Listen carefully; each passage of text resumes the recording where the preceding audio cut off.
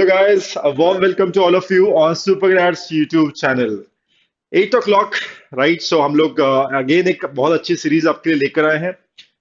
जो भी स्टूडेंट्स 2022 में राइट टारगेट कर रहे हैं आईपीएम बीबीए एंट्रेंस एग्जाम्स या जो भी आपके टारगेट एग्जाम्स हैं अगले साल, aptitude is a must, right? चाहे इंग्लिश हो, लॉजिक हो, राइट, चाहे मैथ्स हो, राइट, सभी कुछ हम लोग बोलते हैं एप्टीट्यूड का पार्ट होता है। And your aptitude should be very strong. So super grades लेकर आए हैं aptitude booster series, right? Daily एक सेशन आपको मिलेगा। किसी भी सब्जेक्ट का हो सकता है, मैथ्स, इंग्लिश, लॉजिकल रीजनिंग, और it could be data interpretation, जैसे कि आप कुछ सेशन देख रहे होंगे पिछले कुछ दिनों से। So it would be continuous series guys, आप लोग के एप्टीट्यूड को और स्ट्रॉन्ग करने के लिए, राइट, ये सेशन हम लोग लेकर आए हैं, right? So today I am taking a session on maths. I call it clever maths, right? और you can say quicker maths. थोड़ा सा फास्ट हो जाएंगे ये सब टेक्निक्स देखने के बाद, right? So in this session we'll be talking about how you can become clever, how can have the good speed, how can you think differently, right? In order to solve a problem, or could be there some other methods to solve a particular problem. We'll discuss n number of things in this session. Okay, ऐसे session आपको regular basis पे मिलेंगे, so don't miss any of them. Okay, and वो share जरूर कीजिएगा, like जरूर कीजिएगा, subscribe कीजिएगा चैनल को, because these series going to be continuous, right? So don't miss any of them. Let us start.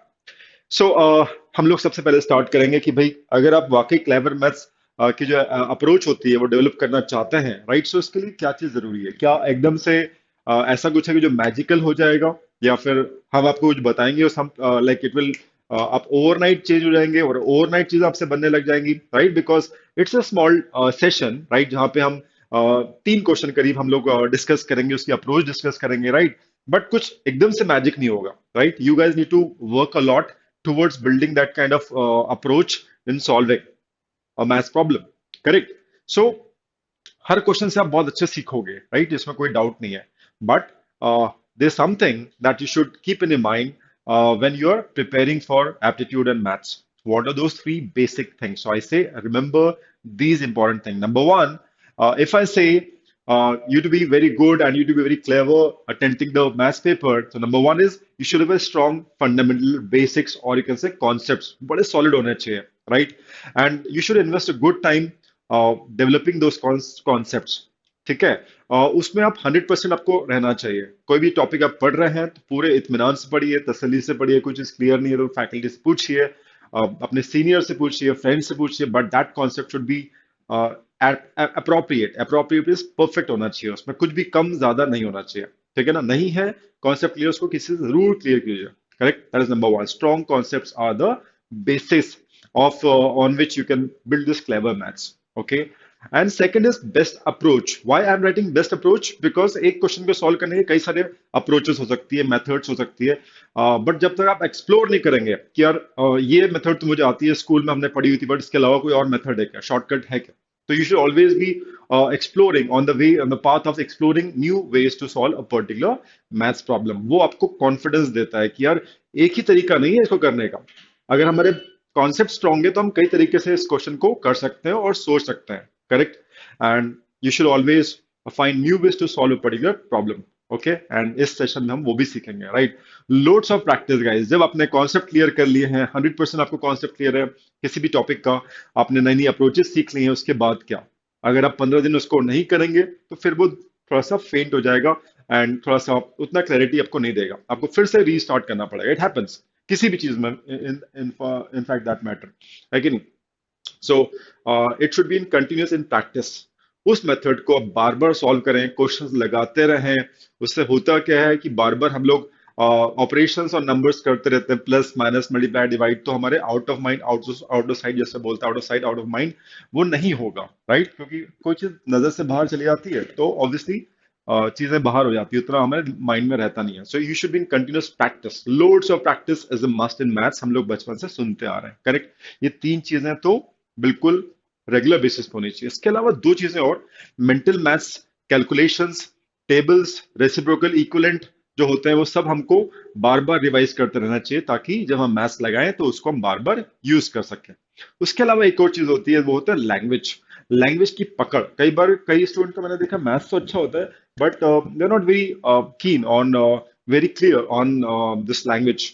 वो लैंग्वेज के क्लैरिटी के कारण क्लैरिटी होती नहीं है, इस कारण से उनके आंसर गलत आते हैं या मिस इंटरप्रेट करते हैं क्वेश्चन को, तो उनका कुछ और ही आंसर आ जाता है। फिर बाद में पता चलता है कि यार इसमें तो ये करना था, टीचर ने बोला था यार, मैंने ऐसा मान लिया था बट था कुछ और, मैंने मीनिंग ही नहीं समझा उसका। तो लैंग्वेज भी आपको इम्प्रूव करते रहनी चाहिए over the period of time. तो मैथ्स में आईपीएम इंदौर देखें या कोई भी एग्जाम देखें, लैंग्वेज का एक इंपॉर्टेंट रोल होता है मैथ्स के अंदर भी। क्लियर? सो तीन चीजें तो मैंने बोली, इसके अलावा कैलकुलेशन रेगुलर बेसिस पे होने चाहिए, टेबल्स एंड रेसिप्रोकल्स आपको याद होने चाहिए, right? And the last one is language की इंपॉर्टेंस। लैंग्वेज को पकड़ो, लैंग्वेज को समझो, क्वेश्चन किस टाइप से क्या पूछना चाह रहा है। ठीक है? So let's begin class. Will have three examples, will take three examples from maths, right? अभी तो फिलहाल हमने परसेंटेज टॉपिक से क्वेश्चन उठाए हैं। Maybe in next classes will take it from algebra, geometry, permutation combination, right? And will understand कि यार question को कैसे बना सकते हैं cleverly, right? There are some smart ways or not. We'll understand that, right? So three questions coming your way right now. Guys, understand. आपके सामने question है, आप चाहें तो इसको अटेम्प्ट करने की कोशिश कर सकते हैं अगर आप रिकॉर्डेड फॉर्म में बाद में देख रहे हैं, right? So you can pause it, you can solve it, you can check आपका आंसर मेरे आंसर से मैच कर रहा है कि नहीं। Okay? So it says Ranjan sells his goods 25% cheaper than Sham and 25% dearer than Bhanu, right? How much percentage is Bhanu good cheaper than Sham? Bhanu के जो गुड्स हैं शाम से कितने परसेंट चीपर है? Options are there. तो आप इस video को अगर बाद में देख रहे हैं तो पॉज कीजिए, सॉल्व करें एंड मेरे आंसर्स को मैच करें। एंड इंपॉर्टेंट क्या है, सॉल्व करना तो ठीक है, आपने एक अप्रोच से किया होगा, आपके एक तरीके से कर रहे होंगे, but right, the way I am solving, try to understand कि मैं कैसे कर रहा हूँ। And if you like it, definitely you can use it in your style, अपने स्टाइल में आप उसको डाल सकते हैं, यूज कर सकते हैं। क्लियर? तो let me solve it guys. So it says Ranjan sells is good 25% cheaper than Shyam. ठीक है? इसका मतलब रंजन के जो गुड्स हैं उसकी जो कीमत है शाम के गुड्स से यहाँ पे लिखा हुआ है cheaper, right? So it is cheaper. Clear? Cheaper है, clear, than Shyam. And 25% dear, इस वर्ड का अगर मीनिंग नहीं पता है तो आपको प्रॉब्लम होगी। डियर का मतलब होता है महंगा, चीपर का मतलब होता है सस्ता। ठीक है? सो सेंटेंस एक ही है, रंजन की ही बात कर रहे हैं। रंजन जो गुड्स बेच रहा है, राइट, वो सस्ता है शाम की कीमत से। शाम जितने भी प्राइस पे गुड्स बेच रहा होगा उससे 25% चीपर रंजन बेच रहा है। तो अगर हम इतनी बात करें तो यहाँ तो हमें समझ में आ जाता है कि शाम, अगर हम ₹100 मान लेते हैं शाम का, शाम अगर 100 रुपए का बेच रहा है, तो यहाँ साफ लिखा है कि रंजन के जो गुड्स है 25% सस्ते हैं। तो 100 से देन शाम, मतलब शाम की जो प्राइस होगी उसके रिस्पेक्ट में इसका 25% कम, चीपर, सस्ता बेच रहा है रंजन। तो इसका मतलब 100 का 25% 25 रुपीज हुआ। तो 25 रुपीज आप कम कर दो, इसका मतलब रंजन की जो प्राइस होगी दैट इज वॉट, ₹75 होगी। क्लियर? तो यहाँ पे हम अजम्पशन वाली अप्रोच से लेके चल रहे हैं। शाम अगर 100 है तो रंजन 75 हो गया। क्लियर? आगे चल रहे हैं, यहाँ पे एंड लिखा हुआ है, मतलब रंजन की ही बात चल रही है। ठीक है? रंजन के गुड्स की ही बात चल रही है। एंड 25% डियरर, महंगा है, देन भानु। ठीक है? तो भानु की जो भी कीमत होगी, हमें नहीं पता क्या मानना पड़ेगा, एक्स मान ले, है ना? हमें नहीं पता भानु की कीमत क्या है, बट भानु की जो भी कीमत है उससे 25% महंगा है रंजन का, जो कि हमने निकाला है 75। तो ये तीनों कहीं ना कहीं कनेक्ट हो जाएंगे। क्लियर?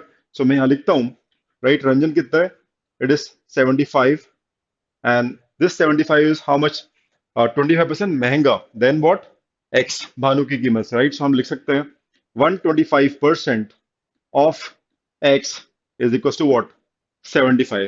क्लियर? इसको सॉल्व करें। सो 125% मतलब 125/100 कैंसिल आउट करेंगे, कितना आएगा, 5/4 आ जाएगा। 5/4 ऑफ एक्स, ये क्या है, भानु का प्राइस जिसपे वो सेल कर रहे हैं अपने गुड्स। भानु के प्राइस हमने एक्स माना था, राइट? It is 75। इसको आप सॉल्व करेंगे, 5/4 इस साइड है, उधर जाके 4/5 हो जाएगा, right? So x is equal to what, 75 into 4/5, so it is what, ₹60 आ जाएगा। क्लियर? तो भानु का जो प्राइस है जिसपे भानु अपने गुड्स को सेल कर रहा है, राइट, दैट इज ₹60। अब क्वेश्चन क्लियर हो गया, हमें तीनों की प्राइस मान ली, राइट? इससे शाम से हमने 100 माना शाम को, तो ये 75 आया, और 75 से हमने भानु की प्राइस निकाली जिसपे वो सेल कर रहा होगा, because this relation was given to us. 125% of Bhanu is equal to Ranjan price. तो ये पूरा सॉल्व करके ₹60 आ गया। सब कुछ क्लियर है। क्वेश्चन क्या है पूछ रहा है वो देख लेते हैं। It says how much percent is Bhanu's goods cheaper than Shyam, कितने परसेंट चीपर है भानु के goods as compared to Shyam. तो श्याम की प्राइस हमें पता होनी चाहिए, हमने 100 मानी था, इट इज 100, क्लियर। और भानु की प्राइस हमने निकाली ली है, इट इज 60। तो ये जो है कितना परसेंट कम है पूछा है, तो वो 100, ये 60, राइट। सो कम कितना है 40, विद रिस्पेक्ट टू क्या पूछा है, देन के बाद जो लिखा है मतलब ये विद रिस्पेक्ट टू, ये बेस बन जाता है। तो 100 के रिस्पेक्ट में जो डिफरेंस है वो कितना है, राइट, कितना परसेंट कम कमा रहा है। So it is what 40 rupees कम बेच रहा है, चीपर है with respect to what Shyam, तो it is what into 100, clear. So it is 40% cheaper आप बोल सकते हैं, right. So answer is there. So इसमें इंपॉर्टेंट वही है, that will be the answer, clear। hopefully this is clear to each one of you, okay।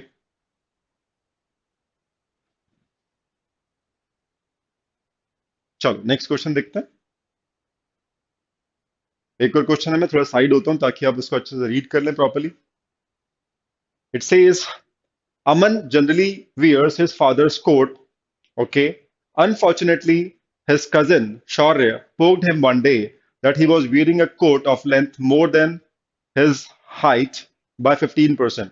If the length of Aman's father coat, Aman के father का जो coat है उसकी लंबाई अगर 120 सेंटीमीटर है, then find the actual length of his coat in centimeter, okay।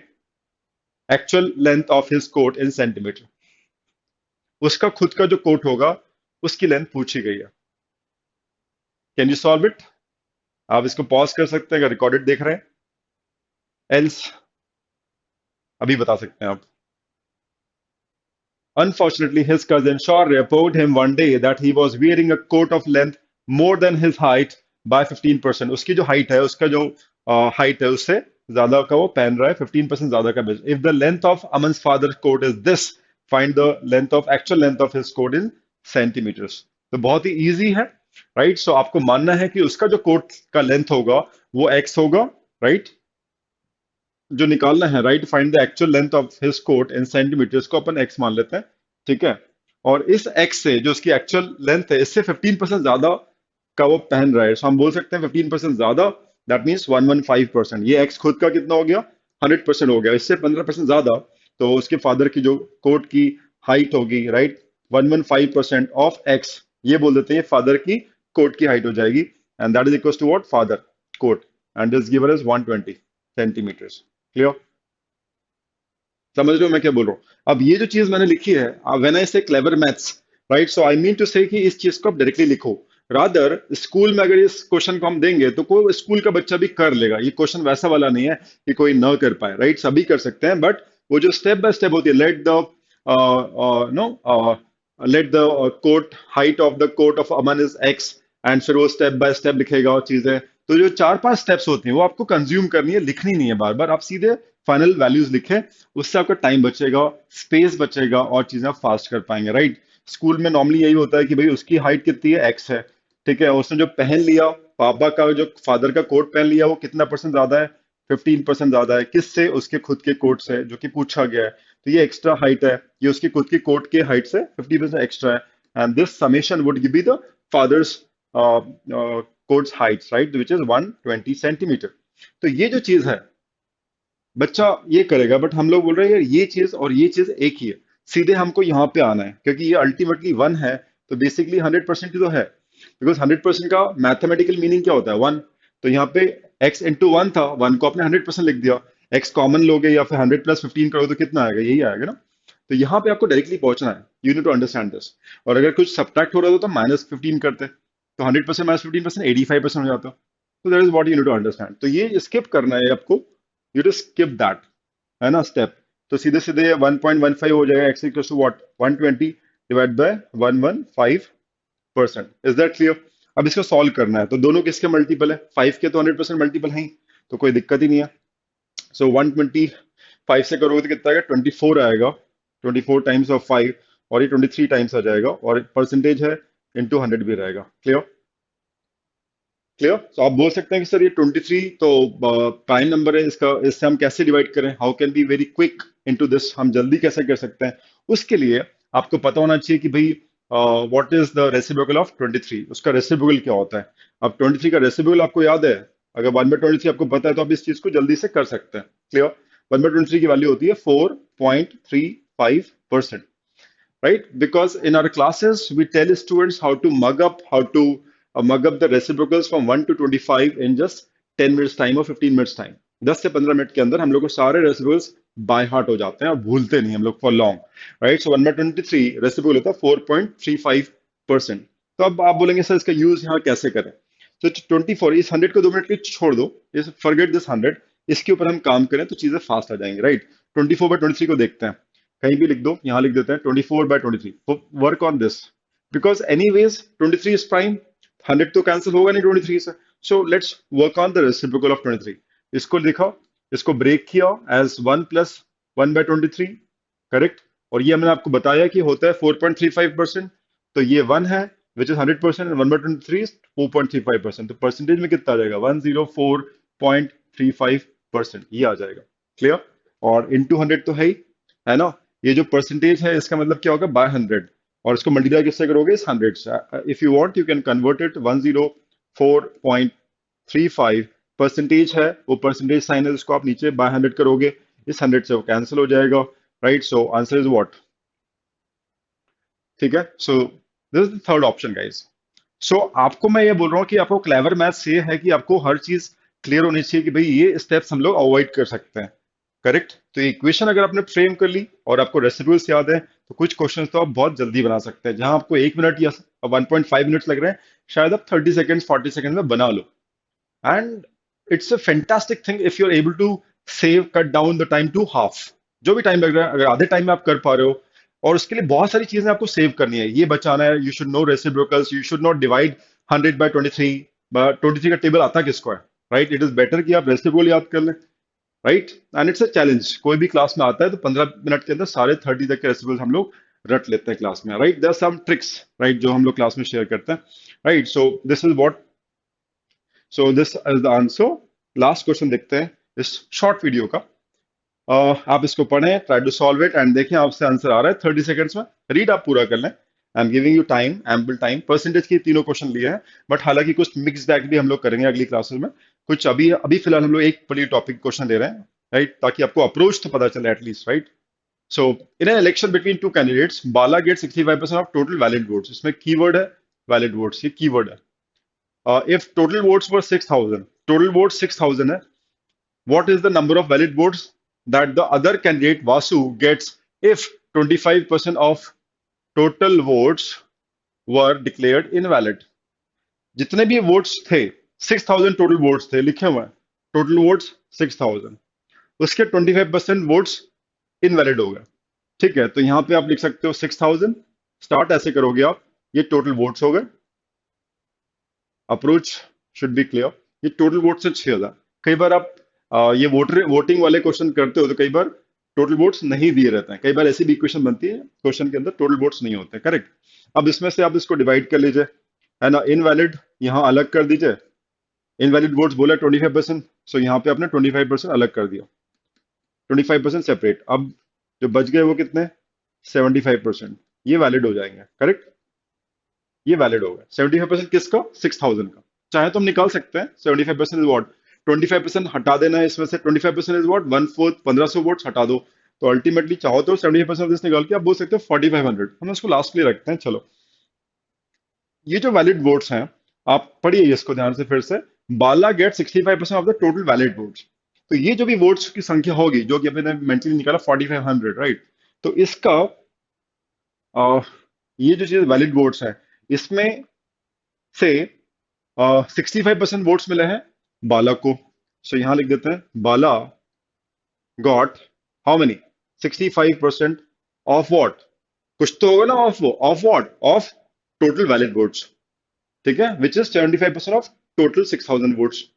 तो यहां से यहां, यहां से यहां, ये कनेक्टर होता है ना? तो बाला को 65% वोट मिला, ठीक है? And the question is in an election between two candidates. अब कैंडिडेट्स दो ही हैं, दो से ज्यादा नहीं है, जैसे कि नॉर्मली होता है रियल लाइफ में, राइट? दो ही कैंडिडेट्स हैं। तो अगर इसको 65% वोट्स मिले हैं, तो दूसरे कैंडिडेट को, जहां बोले ना उसने अदर कैंडिडेट, उसका नाम क्या है? उसका नाम है वासु, ठीक है? तो वासु को कितने परसेंटेज वोट मिले होंगे? बाला गॉट 65%, तो वासु विल गेट 35% वोट। आप बोलेंगे सर कैसे? क्योंकि इस 75% वैलिड वोट्स को हमने मान लिया कि यही टोटल है, और अगर इसको मान ली कि यही टोटल है, तो 65% वोट्स अगर इसको मिल रहा है बाला को, तो बाकी 35% वासु को मिल जाएंगे, क्योंकि ये 35% हम इसका नहीं ले रहे हैं, है ना। हमने इसको मान लिया कि यार जो भी वैलिड वोट्स है वो 100% है, तो उसके उसको दो भागों में डिवाइड करना है। एक 65% ले रहा है तो दूसरा 35% लेगा ऑफ दिस। ठीक है, तो this is Vasu's 35% of 75% of this. Clear. अब क्वेश्चन देखते हैं बोल क्या रहा है। उसने बोला है what number of valid votes that the other candidate Vasu gets, ये आपको निकालना है, मतलब यही चीज निकालनी है, वासु को कितना वोट्स मिल रहा है, number of votes. So 35% of 75% of 6000 is what you need to calculate. Let's see, उसमें कुछ ट्रिक है क्या जो हम जल्दी से कर सकते हैं। लेट अस सी, देखते हैं। सिंपल सी बात है, वासु को मिले कितने वोट्स हैं, I am writing it Vasu's vote. ठीक है, तो ये हमारी जो ब्रांच आउट किया है टॉप, है ना, 6000 किया, यहाँ से इनवैलिड, यहाँ से वैलिड, वैलिड को 100% मान के फिर ब्रेक डाउन कर दिया। ठीक है, तो बाला 65%, वासु 35%, तो लिखते हैं वासु के वोट 35%, किसका 35%, ऑफ दिस वैलिड वोट्स। ठीक है, वैलिड वोट्स खुद कितना है, 75%, ये भी ऑफ होगा, किसका ऑफ, ऐसे चल रहा है यहाँ से यहाँ, इसका, और यहाँ से यहाँ पे, ठीक है ना, of 6000। Clear, this is your answer. And इसको आप सॉल्व कर सकते हैं बड़े आराम से। 35%, इसको काट सकते हो, 7 बाय कितना हो जाएगा, 5 से आप कैंसिल करोगे, 5 and this is 20, right. 75% is 3/4, right, and this is 6000। Clear, इसको आप सॉल्व कर देंगे, you will get the answer. Clear, so 20 से काटोगे, राइट, सो इट इज 300। ठीक है, 4 से काटते हो 75। ठीक है, दिस इज 75, 75 इंटू 21 आप कर दीजिए, you will get the answer, 75 into 21। So let us see कितना आ रहा है। सो वैदिक मल्टीप्लिकेशन से भी आप कर सकते हो, 5 1 5 हो जाएगा, 5 1 5, एंड उसके बाद 7 क्रॉस 1 करोगे, 7 1 7, 5 2 10, 17 आ जाएगा, 7 and 1 is carry forward, and उसके बाद 7 2 14 और 1 हो जाएगा 15, इफ यू नो वैदिक multiplication, 1575, right. So second option will be right answer. Clear, समझ में आया आप लोगों को सभी को। So guys, these were the three questions that I really wanted to share with you, and there could be many variety of questions, you understand. But चीज यही है कि हम लोग की अप्रोच सही होनी चाहिए, और वी शुड अंडरस्टैंड कि यार वैलिड वोट्स क्या है, इनवैलिड वोट्स क्या है। ठीक है, यहाँ पे जब हम 65% बोल रहे हैं, तो कहीं हम 65% टोटल वोट्स का तो नहीं ले रहे हैं। अगर हम ले रहे हैं तो हमारा कॉन्सेप्ट थोड़े से क्लियर नहीं है, तो you need to work on those concepts. वो क्लैरिटी जैसे जैसे आप लेकर आओगे, वैसे वैसे आपको लगेगा यार यह तो बात सही थी, मैं तो कुछ गलत ही मान के चल रहा था, राइट। तो जितने ज्यादा आप क्वेश्चन लगाओगे, गलतियां करोगे, कोई बात नहीं, गलतियां करने से मत डरो, है ना, बट उसको सुधारो और उसको रिपीट मत करो। That is the most important thing. और मैथ्स को जितना ज्यादा करोगे, उतना आप कॉन्फिडेंट होते चले जाओगे। It is like in art, है ना, कोई भी डांस है, कोई भी तबला है या इंस्ट्रूमेंट है, या कोई स्पोर्ट्स है, जितना आप प्रैक्टिस करते हैं प्रैक्टिस करते हैं प्रैक्टिस करते हैं, तो आपकी जो वीकनेसेस हैं डेफिनेटली आपको पता चलती हैं, है ना, और आप उसको रिमूव कर करके आप इंप्रूव होते हैं। हर कोई ऐसे ही करता है। मैथ्स को एक तरफ मत रख दो कि यार मैं तो मैथ्स के बिना कोई एग्जाम टॉप कर जाऊंगा, बहुत मुश्किल है। अगर मैथ्स एक पार्ट है, you should be decent enough to crack it. तो ये जो सेशंस हैं, ये अगर उन सारे स्टूडेंट्स के लिए है जो मैथ्स को थोड़ा फोबिया मानते हैं या मैथ्स में उतने अच्छे नहीं है, थोड़ा सा hold on to all these sessions that we are bringing for all of you, right, in upcoming classes. Just be with us, and बहुत सारी चीजें हम लोग अगले कुछ महीनों में करने वाले हैं आप सभी के लिए, right. So hope you are you liking this session guys, and I wish आप सभी लोग इसको लाइक करें, सब्सक्राइब करें, अपने फ्रेंड्स के साथ शेयर करें। एंड डेफिनेटली कोई भी क्वेरी है, कुछ आप और जानना चाह रहे हैं, कुछ और something new that you want to know learn from us, so please chat box में, राइट, कमेंट बॉक्स में आप जरूर लिखिएगा, will definitely read it and we'll just get the best thing for you guys. Okay, chaliye, thanks a lot, bye bye, all the best.